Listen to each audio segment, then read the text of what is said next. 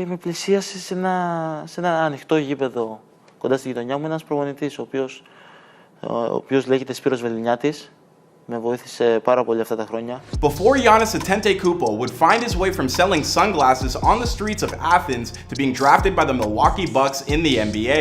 Before Giannis Antetokounmpo would win his way to the NBA Finals, facing off against the Phoenix Suns for the 2021 NBA Championship.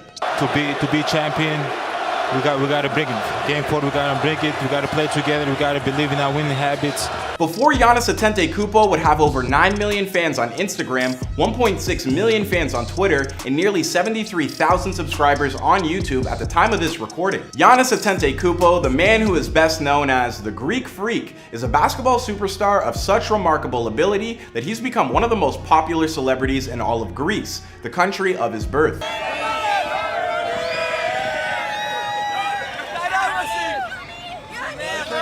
But for most of Giannis' childhood, he was largely considered a foreigner by those same very people he met on the streets of Athens. As the son of African immigrants, he and his parents lived in constant fear of deportation back to Nigeria. Not only that, but he had to fight tooth and nail to get people to believe in his abilities on the hardwood, even if that meant sharing running shoes with his brothers because his family was so poor that they could only afford the one pair. Today though is a different story altogether, and Giannis, well, he's basically the king of the NBA. LeBron fans, contain your anger, with the Milwaukee Bucks making a run all the way to the finals for the first time since the 1970s. Giannis is looking to bring the Larry O'Brien Trophy home to Milwaukee, Greece, and Nigeria. Now, if you do remember, Giannis actually came very close to winning the championship in 2019, but we remember how that went, don't we, Giannis? I have crippling depression. What's going on, guys? It's your boy Clyde Smith. Recent drops in this series have included looks at Young Blue and Ziaz. And since this show works off a request, please don't forget to leave us some ideas of who you want to see next. And I'll see you guys after the intro.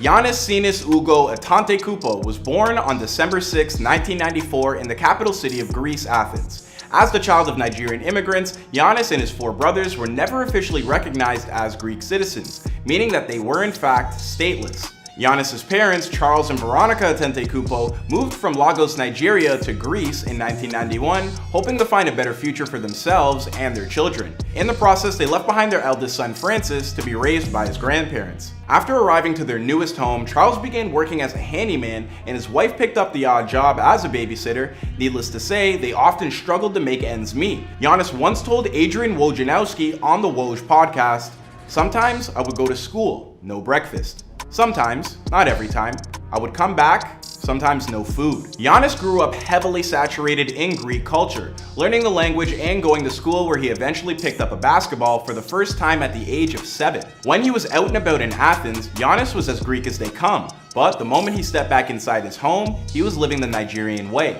He told The Undefeated, "At the end of the day, when I go home, there is no Greek culture. It's straight up Nigerian culture. It's about discipline. It's about respecting your elders, having morals." Giannis' mother would only speak to them in the Nigerian language of Igbo, which is one of the 4 official Nigerian languages and is spoken by about 18 million people in the country. As a youngster, Giannis would play pickup games of basketball in the shadow of the Acropolis in the gritty neighborhood of Sapolia.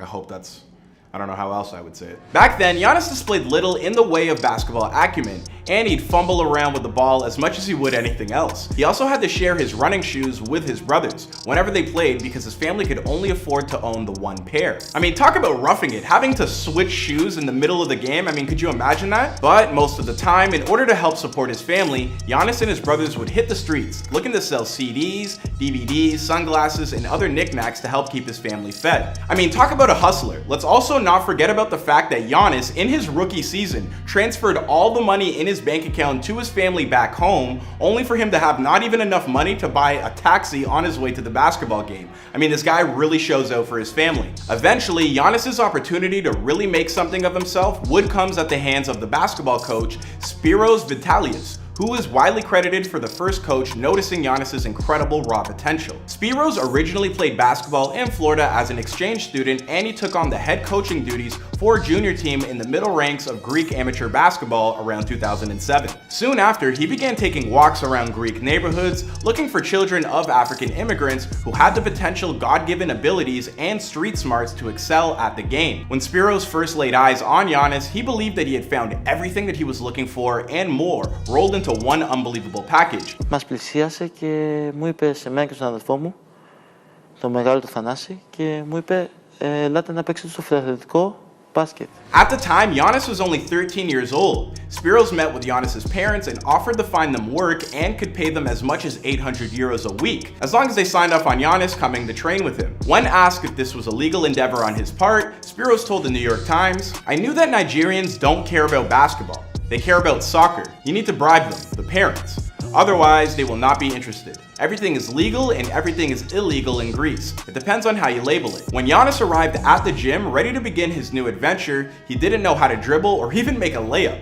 Most of his teammates balked at his inclusion on the team, but pretty quickly they came to realize that Giannis was as competitive as they come, and he simply did not like to lose. Spiros drilled Giannis extensively, preparing him for every possible position, and Giannis never gave anything less than 110%, oftentimes staying in the gym until nearly midnight and sometimes even sleeping there on an exercise mat in the weight room, instead of walking home in the dark. I mean, this guy is a certified hustler. By the time he was 16, Giannis was one of the top players in all of Greece, despite the fact that he was playing in the second tier of all the amateur leagues. That caught the eye of nearly every NBA franchise, and teams would constantly send scouts to try and suss out Giannis's true potential. When the 2013 draft came along, Giannis declared for it at only the age of 19 years old. The question was, would any team be willing to take something of a flyer on a young man who lacked refinement but had the potential to be something special? Well, 14 other NBA teams passed on Giannis, but with the 15th pick, the Milwaukee Bucks decided to take the risk. I mean, so did Masai Ujiri, the manager of the Toronto Raptors. He was looking at Giannis, but that's another story for another time. Sure, Giannis's first season could have gone better. He was even given one of the lowest 2K ratings in the entire game for the 2014 edition. The Bucks ended with a 15-67 record after all, but Giannis never gave up and soaked in all the institutional knowledge he could from the professionals he now spent every day around. More than that, Giannis fell in love with the city of Milwaukee, who embraced him in a way the country of Greece never did until he became a world-famous player that he is today. I love Milwaukee, you know. I love the Bucks. The Bucks love me too. They never made me feel like I didn't belong here. And that's what have made me great so far. By only his third season, Giannis was scoring an average of nearly 17 points a game, and the Bucks reached the playoffs 3 times in the first 5 seasons of his career. In the 2018-2019 season, only 5 years after being drafted in the first place, Giannis would become the first Bucks player to ever win the league MVP. During his acceptance speech, he spoke lovingly about his father, who had just recently passed away a few months prior. Every day that I step on the floor, I always think about my dad, and that motivates me and it pushes me to, play harder and move forward. Even though when my body's sore, even though when I don't feel like playing, I always go and show up and I always go do the right thing. The unstoppable force that he is, Giannis would go on to win the MVP again the following season. And while playoff success would prove to be elusive, especially after the heartbreaking end to his seasons in 2019, sorry again about that, truly sorry, and 2020. Giannis has finally led the Milwaukee Bucks to the promised land of the NBA Finals as they take on Chris Paul and his Phoenix Suns. And this time, Drake will not be there to distract him on the sidelines. A pretty remarkable story, right?